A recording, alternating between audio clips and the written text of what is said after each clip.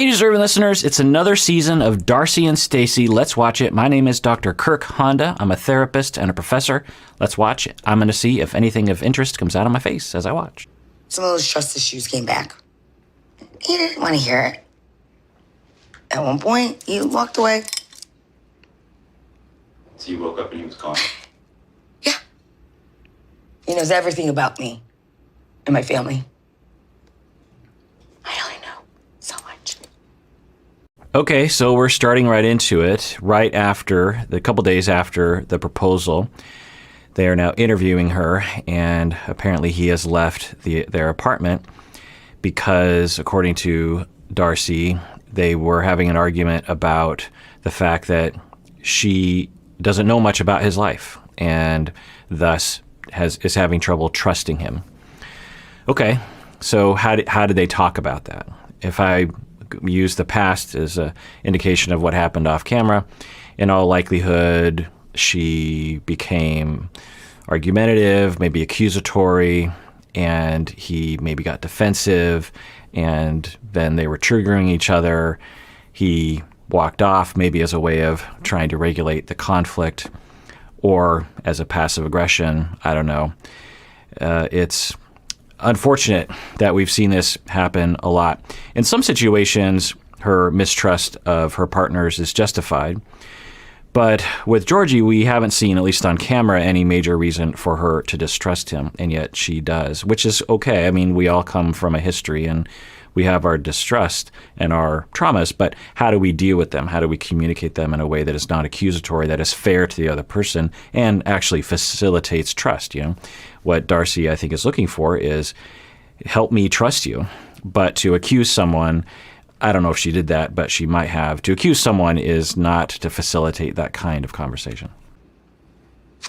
He knows who I am as a person. He doesn't like it. Why did he propose? Only to a point just to walk away and leave me wondering, hanging. So I don't know if this is what happened, but it's not a bad idea when you are escalating in a fight with your partner to take a break from each other. Give it some time. Often one person is more of the avoider or the runawayer or the distancer under those circumstances, and the other person doesn't like that. So for the person that's leaving, the Georgies of the world can do well by saying, I'm just going to leave for a bit. I'll be back. This doesn't have any indication of my love for you. I still love you, but I'm going to leave right now because I think we need 24 hours of a break, or however many hours of a break, maybe even just half an hour, in order to calm down, because I don't think we're getting anything done here. And a lot of people who will leave during a conflict won't say that. In fact, they'll often leave and say, this is why I don't want to be with you, or if you're going to be this way, I'm leaving, implying that you actually are thinking about leaving the person. For the Darceys of the world, when the Georgies of the world leave, their anxiety was already high to begin with. That's why they're fighting to some extent. And then it goes through the roof when the person leaves, and then there's more damage that is done. So it seems like that might have been what happened. Feels like it's happening all over. Here we go again. It's exactly how I felt. But I can't be the one always trying to patch it up. Why should I feel guilty? I'm just trying to say how I feel. If he doesn't like it, oh, well, too bad. So there's that statement that we hear sometimes. I'm just telling you how I feel. If you don't like it, too bad. Maybe, but if telling someone how you feel is accusatory and unfair, that's not just telling someone how you feel. That's being accusatory and unfair. Is that easy? You just get up and go? I didn't throw him out. He just walked away. Like, running myself ragged. Story of my life. And there's that narrative that we've seen from the beginning with Jesse, the story of my life. Everyone always leaves me. I can never trust anyone. There's something wrong with me. I'll never have a good relationship. People aren't very good. I can't trust myself in a relationship, which I think is a schema that developed from her early life and maybe throughout her life, compounded with relationships throughout her life, that doesn't help her.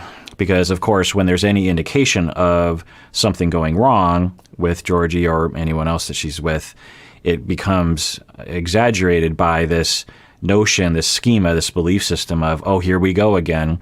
And then the little bit of indication of a problem becomes much bigger, and then, of course, makes you much more scared and hurt, which, of course, unless you really know how to regulate those emotions or communicate them in a healthy way, that amps up your hostility, which actually does push the other person away.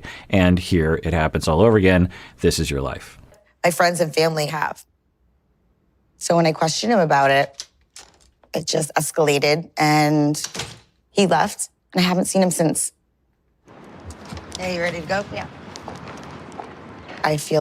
Okay, so from the little bit of her description, and it's funny because I've been watching Darcey for so long now, through so many different episodes, that I feel like I can hypothesize with some assuredness as to what might have happened, given very little information from her description. So she said that she went out with Stacey and her friends to celebrate the engagement, and that probably involved some alcohol. Nothing wrong with drinking, but that does tend to shut down our ability to regulate our emotions or to think straight or to conflict in a healthy way. By the way, if you're ever in any kind of relationship situation where you need to talk about something important, being intoxicated, particularly if you're beyond a certain threshold, particularly if you have a pattern of having problematic emotions or behaviors while intoxicated, is not a good idea. Wait until you're sober, have the conversation. Another tip out there for some of you is to not do it over text. I find a lot of people will have very important conversations over text. Now, for some couples, that actually, under some circumstances, can be better than talking in person because you can think about what you want to say. But I'll have people come into my office and they'll say, oh, we had this big fight, and they'll be describing it. And then it suddenly dawns on me, oh, they're talking about, they've been fighting over text. You can't communicate well over text. You can't communicate your emotions. You can't read the other person well enough to not know that you're not coming across the way that you want to be. So please, avoid that. But anyway, so she might have been a little intoxicated. Who knows? Nothing wrong with that. Then she's with her friends, and maybe this notion comes up during the conversation of like, you don't know that much about Georgie. You don't know, where's he been? What's his relationships been like? And I think there's two things I can say about that, if that were true, and it seems like it is one, I don't think Darcey actually asks a lot of questions, at least on camera. We don't see her being actually curious in a non-accusatory way. It's when she's curious, it's more out of a investigative way of trying to relieve her distress and distrust of partners.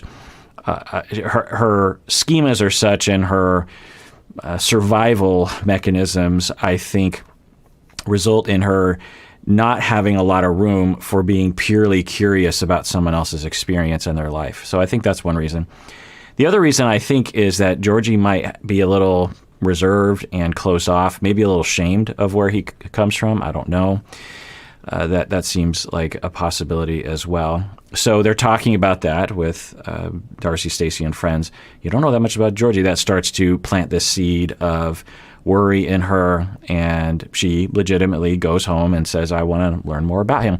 But it's probably coming from a slightly intoxicated, aggressive way. He's probably, in his evening situation, about to go to bed or something, and she comes in the door and starts blasting him like, how come you never talk? Or who knows? But I could see that happening. And then he gets triggered, he responds back, and I'm just going to take a guess and say that's what happened. Who knows? Maybe we'll find out. Pretty much the fight started after Darcey came home from hanging out with her friends. She was acting totally different. She was again asking so many questions about a past, about my marriage, about my life in DC. She's worried that I'm not coming from the good place, and, was hurt because pretty much she wasn't happy for the engagement anymore. Okay, so we have Georgie's side of the story, which kind of matches up with what I think happened. According to Darcey, her description is, I just wanted to know more about his past, but the way that Georgie's describing it is she came home in a different state, maybe because of intoxication, maybe not, but at the very least in a worried state, a scared state, paranoid state maybe, and she comes in and was asking a lot of questions, not just about his past, but specifically about his previous relationships, and that she wasn't happy with the engagement anymore. So it wasn't just expressing your feelings. It wasn't just asking about his past. It was angry, accusatory language, and that seemed to have bothered him. So I left. I have trust issues sometimes, and I want us to be able to work things out. I feel like you do love me. It's just sometimes I fear, true intentions. It's happened to me in the past so many times. So 2 thumbs up to Darcey for that. She's admitting that she has trust issues and she's paranoid about things because of what's happened in the past. Okay, good. That's good. She's taking responsibility. She's not blaming. It's a good start for sure in this conversation. What is she doing to heal from that? What is she doing to manage that in the moments where she's triggered? Does she know her triggers? Do they, as a couple, know how to manage her when she is being triggered? That's the question. And of course, therapy could help with that. Not just one session. I think she has been to one session since we've been watching the show. I don't know, maybe she's been to more, but that'd be a perfect venue for therapy. There was a lot of trust issues in my past relationships. The last one with Tom, that hurt deep because Tom cheated on me. And it's hard to trust someone again. Yeah, compared to other cast members on this show, we can say, the 90 Day Fiancé world, all the cast members, we can say that Darcey is being very healthy and mature and differentiated when she says that. She's saying that I have issues, things have happened in the past. It makes me very, very worried about what's happening. That's okay. We have a lot of reasons to be worried about our partners. There's a lot at stake. If someone leaves us, if someone cheats on us, if someone is holding ideas about us that they're not telling us about, there's a lot of threats. And to be afraid in a long-term relationship is to be at least kind of rational. What do we do with that fear? That's the key. Part of me feels insecure that Georgie still technically has a wife. Was he truly ready to propose to me when he's still married? Also, the fact that Georgie still has a room in DC suggests to me that he's holding on to it in case we don't work out. It makes me feel like he's not taking our relationship seriously. Okay, I actually forgot those details from the last time we watched the show. How long ago was the show on? It feels like it wasn't that long ago, but maybe it was a while ago. And he's still married. I remember that now. But I think we learned a new detail that he's holding on to his apartment in DC as a way of holding on to his options. And okay, maybe he is. They're in a very short-term relationship thus far. It would be kind of rational for him to be like, well, I think things are going to work out with you, but I don't know if things are going to work out with you. Darcey seems to want things to move very, very quickly, I think, because she wants, she's running from the fear of her insecurities, and she believes the answer to that is to move quickly in a relationship, which hasn't worked for her in the past, and might work with Georgie because he seems to have a different approach to her than Jesse or Tom did, and seems to be more mature than the others. Hard to say, of course, but at least from what we've seen, he doesn't seem to be easily triggered in the way that the others did. So maybe things will work out. But by pushing and by being overly desperate, you can push someone away by accusing them.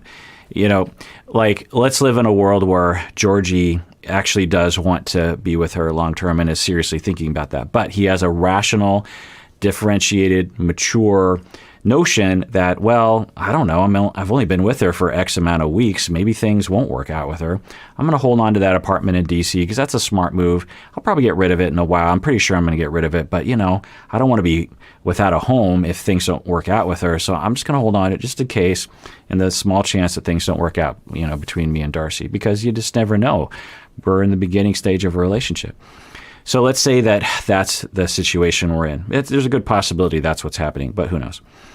And for Darcey, she locks in on this notion, this even though there's all these messages of love, he proposed to her, they have a lot of nice moments, and she really focuses in on this DC apartment that he has, her home, and I think it's DC. I think that's what she said, and becomes overwhelmingly afraid, and then badgers him about that and accuses him and says, you need to get rid of it. You need to get rid of it. And he's thinking, well, now I feel like I do want to hold. Now I have more reasons to hold on to it because I'm being badgered, and I'm being accused, and I'm being yelled at, and I'm experiencing all this emotion and unfairness. So maybe I do want to hold on to it. We can see how that could cause the very thing that she's trying to avoid.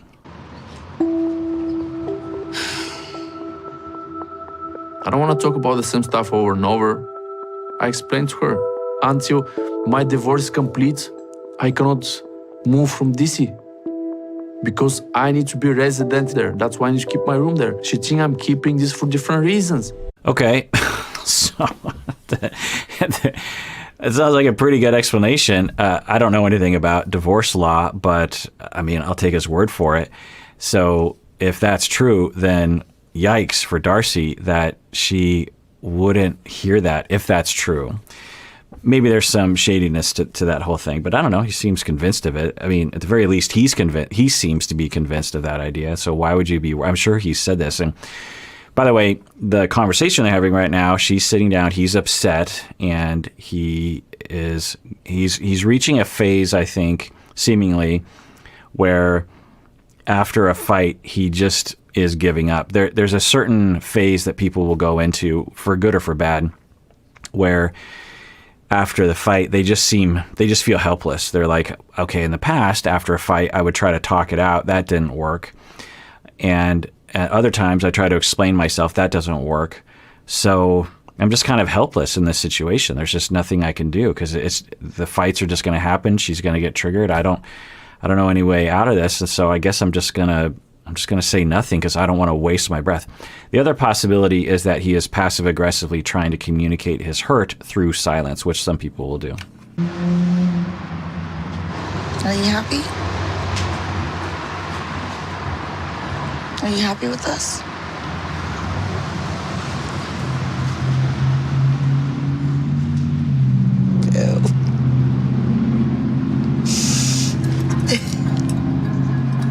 So this is getting a little, shall I say, strange from Georgie. It's one thing to be resigned or to be in a state of hurt and giving up on trying to improve a relationship, but this is borderlining on the absurd, just not saying anything and just staring at her the whole time. Like, I get that you're frustrated, I get that you feel unfairly treated, but if you're trying to make this thing work, you got to say something. You got to say something. All right, well, that does it for that episode of Psychology in Seattle. Everyone out there, please take care of yourself because you deserve it. You really, really do.